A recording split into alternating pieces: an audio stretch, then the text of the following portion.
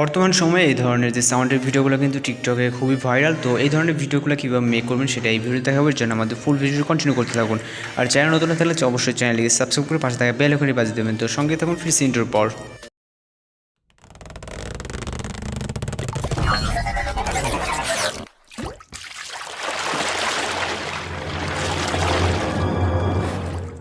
Welcome back. তো এই সাউন্ডটা কিন্তু টিকটকে অনেকটা ট্রেন্ডিং আছে, আপনারা হয়তো অনেকেই শুনছেন যারা টিকটকে ইউজ করেন। তো এই ভিডিওটা মেক করতে হলে আমাদের ক্যাপকাট অ্যাপ্লিকেশনটা ওপেন করতে হবে, আর হচ্ছে এই সাউন্ডটা প্রয়োজন হবে, যার লিঙ্ক ভিডিও ডেসক্রিপশন বক্সে দেওয়া থাকবে। তো এখান থেকে হচ্ছে আমরা নিউ প্রজেক্টে ক্লিক করব, এরপর এখান থেকে ফটোস অপশনে চলে যাব। দেন এখান থেকে হচ্ছে এই ভিডিওটি মেক করার জন্য আপনার ফেভারিট 10টা ফটো সিলেক্ট করতে হবে। তো এখান থেকে আপনি আপনার মতো করে টোটাল 10টা পিকচার সিলেক্ট করে নেবেন।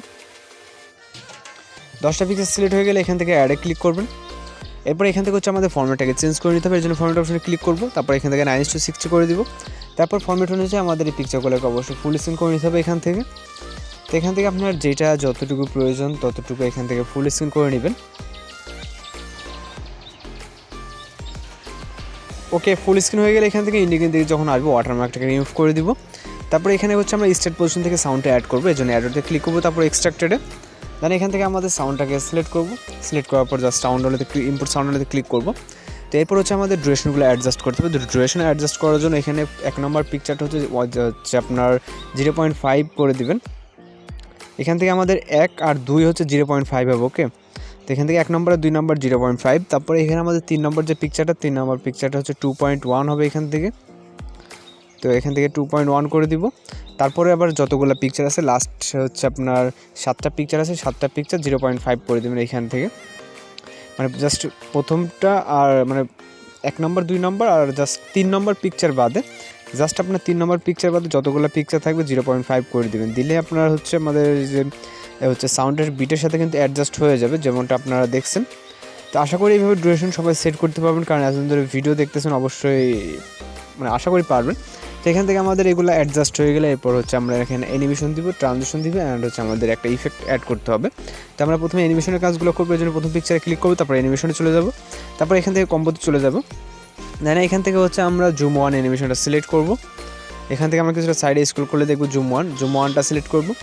তারপর এখানে 2 নম্বর পিকচার ক্লিক করব, 2 নম্বর পিকচারের জন্য সেমভাবে জুম 1টা সিলেক্ট করব।